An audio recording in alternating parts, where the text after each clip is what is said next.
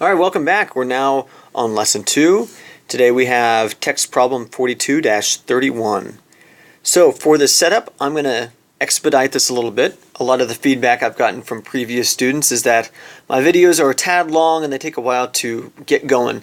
So I'm going to abbreviate my explanation of the physics problem solving format.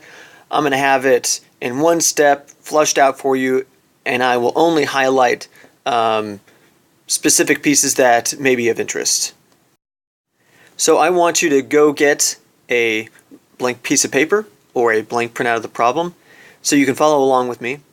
I want you to pause the video and set up the problem just like I'm going to be using the physics problem solving format. And I will see you in a couple minutes once you have it all set up. Alright, so I've set up to the task step. Now, because I've said in the past the read step is the most important, when I read through this problem, one of the key things that I pulled out of this problem statement, or the embedded indicators, is the phrase decay rate. So that's going to apply to some of the equations that we use, but we know we have some type of decay problem. We see things like the words decay rate, we see half-life. We know that we have some radioactive element that is decaying in time.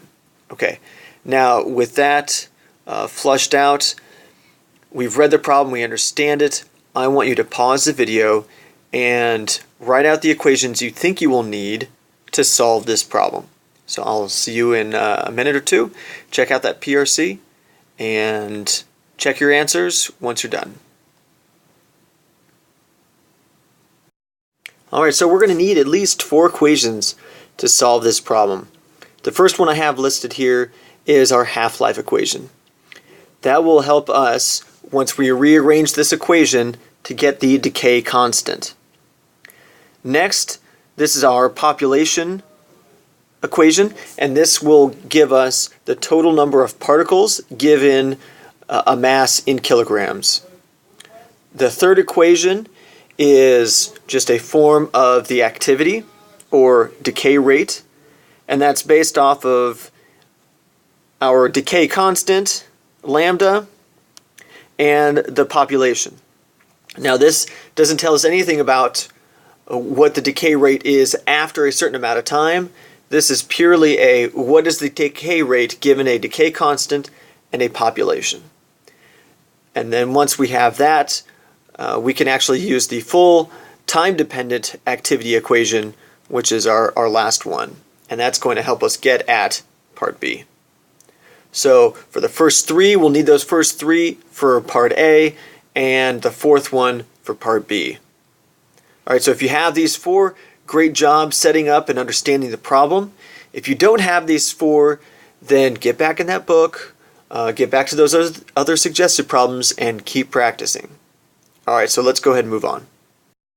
Alright, so part A in our task portion of the problem solving format, we need to calculate the initial decay rate. And for us, that is R0. So if we have R0 and we use our third equation, that means we need our decay constant, and we also need our initial population. Well, in order to get the decay constant right here, we need to utilize our first equation, and to get our initial population, we need to use the second equation. Okay, so with the decay constant, I've rearranged our first equation so that I have it in terms of the natural log of 2 and the half-life, which, if we look at our given information, is already known. Next, for the initial population, we have the molar mass, which is given just by the fact that we know we're working with gallium-57, and our initial mass, M0, is also given at 3.4 grams. Now, the reason we're going to stay in grams is because our molar mass is in terms of grams per mole. So even though kilograms is the SI unit for mass, because of the nature of molar mass, we're going to keep it in grams. Now that we have an equation for the decay constant and an equation for the initial population, I want you to combine equations number 2, which I am labeling now, and equation number 3, and put them into equation 1. Once you have your equation set as an algebraic solution, go ahead and resume the video and check your work. Alright, see you in a minute. Alright, so how'd you do? This is what I got. This is what I would call the algebraic solution for part A.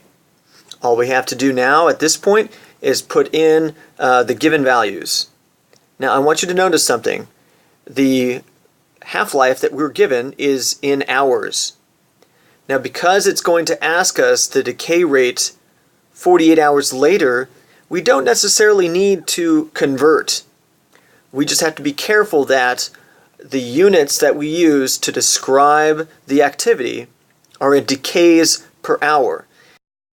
If we use the SI unit for activity, which is in becquerels, notice that those are in decays per second. Alright, so be careful with your units, SI units, and make sure that they match what you're actually using. Alright, so the answer here for part A is 7.5 times 10 to the 16th becquerels, which is decays per second. Or if you kept your time or half-life in terms of hours, then you would have 3.5 times 10 to the 20 decays per hour. Now, as we move on to part B, I brought over a couple equations from part A, just for our reference, and we'll get into finding out how our activity changes over time. And in this case, the time that is elapsing is 48 hours based off of gallium-57, which has a half-life of 78 hours. So from our physics step, I mentioned that we are going to need the time-dependent activity equation for this portion of the problem. And so that tells us that our activity after a certain amount of time is equal to our initial activity times our exponential decay term. That is a function of our decay constant and the time elapsed.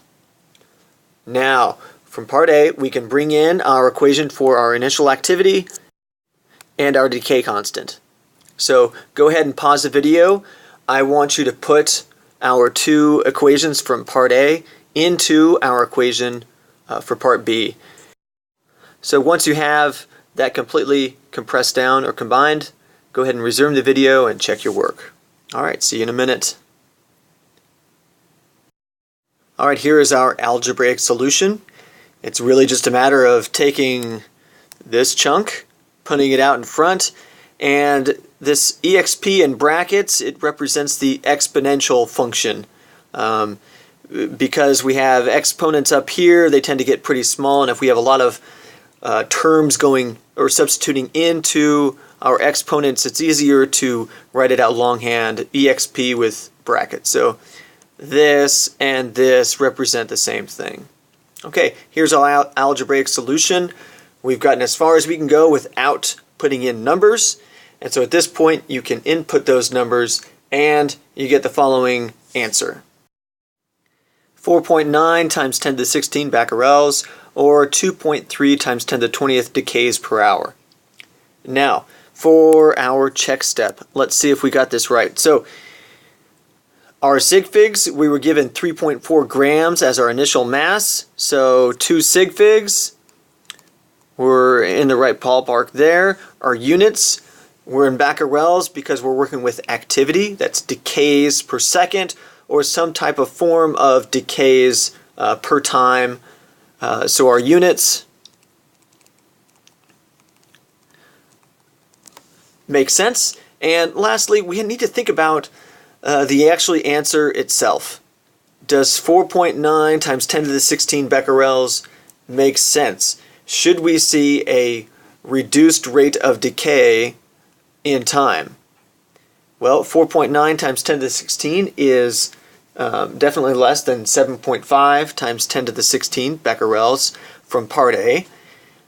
And we see this because there are fewer gallium atoms to decay. So we're going to see fewer decays per second because there's a smaller population every second. And so by the time 48 hours have passed, we only have a smaller population of gallium, so we're going to have fewer decays per second. So I think we've met the criteria for the check step, right sig figs, right units, and our answer makes sense. All right, that's all for this episode. I will see you in class.